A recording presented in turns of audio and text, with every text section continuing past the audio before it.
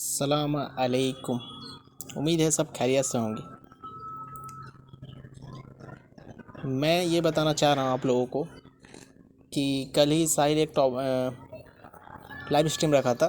उसमें एक बंदा आया था जो कि मुफ्ती था, और उन्होंने जब सवाल किया साहिल से कि तुम लोग यानी एक्स मुस्लिम लोग कभी भी मॉरलिटी मतलब मोरल वैल्यू पे डिस्कस नहीं कर सकता,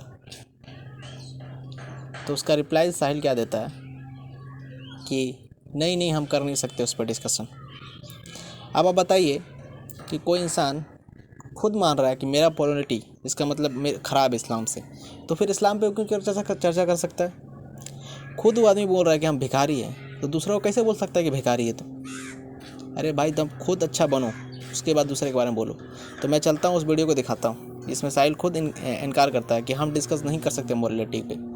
मतलब कि इसका माने क्या है कि खुद वो मान रहा है कि मेरा मोरलिटी इस्लाम से ख़राब है, जबकि इस्लाम का मोरलिटी बहुत अच्छा है, लेकिन वो मान रहा है कि उससे भी ख़राब है, तभी ना डिस्कस करने से नहीं चाहता है। इसका मतलब क्या हुआ। अब देखिए, इसी तरह से कोहराम भी बोलता है अपने एक वीडियो में, मैं वो भी वीडियो दिखाऊंगा, वो भी एग्री करता है।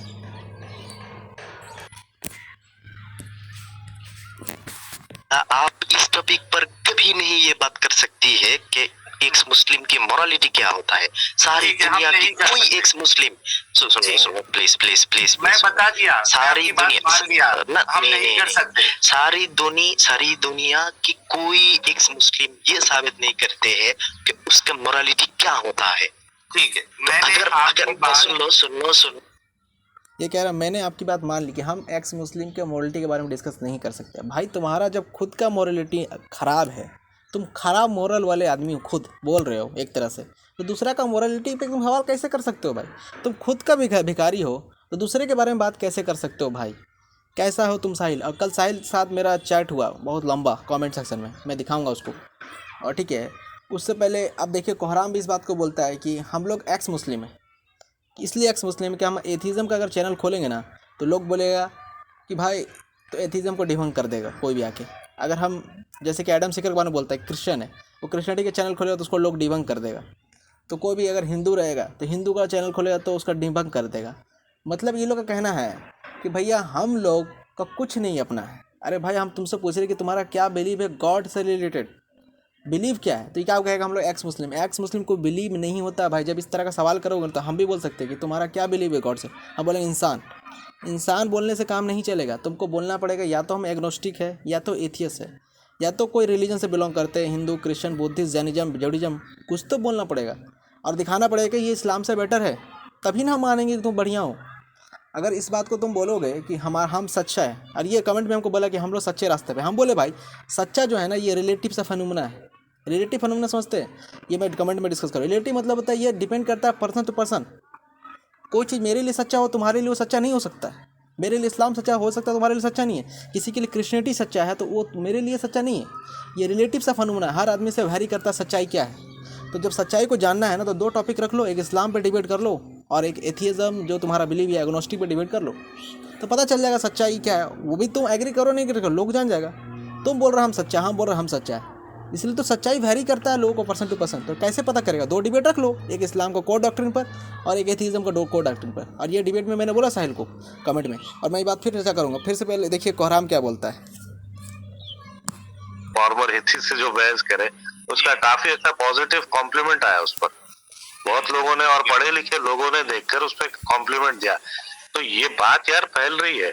अब आप बीच में अगर आप एथिज्म अगर इसके ला लोगे, या एग्नोस्टिज्म ला लोगे, या क्रिश्चियनिटी ला लोगे। अभी डॉक्टर अरमानी बड़ी अच्छी बात बोला उन्होंने कि आप अगर एथिज्म पर अगर आप, मैं एक चैनल बनाऊं जिस पर मैं अगर एथिज्म पर बात करूं, तो मोमिन के लिए विक्ट्री है ये अपनी, क्योंकि वो फिर वही पॉइंट्स लेके आएंगे जिससे वो एथिज्म को डिबंक कर सके।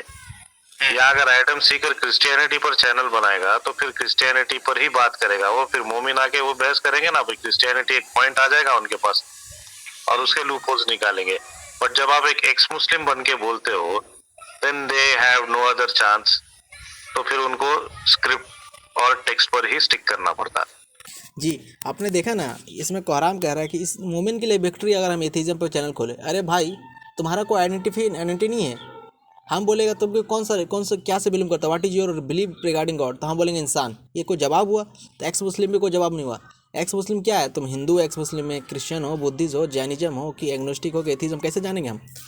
तो यहाँ पर और एक इंसान इसका एग्जाम्पल दे रहा है कि इस्लाम एक नाला है और तुम लोग उस नाली में हैं, हम लोग उस नाली से बाहर निकल गए। अरे भाई तुम कैसे बोल रहा है कि क्या नाला है क्या सच्चा है? सच्चा और नाला एक वेरी करता है depending to context to context. हर आदमी बोलेगा कि क्रिश्चियनिटी मेरे लिए सच्चाई है और तुम्हारे लिए इस्लाम गलत है, तो हम कैसे डिसाइड करेंगे कौन सही कौन गलत है? इसके लिए क्या होगा, 2 डिबेट रख लो, एक तुम्हारा जो बिलीव उस पर और एक डिबेट रख लो इस्लाम पे, तो तय हो जाएगा। और यही बात मैंने कमेंट में भी बोला सच साहिल को।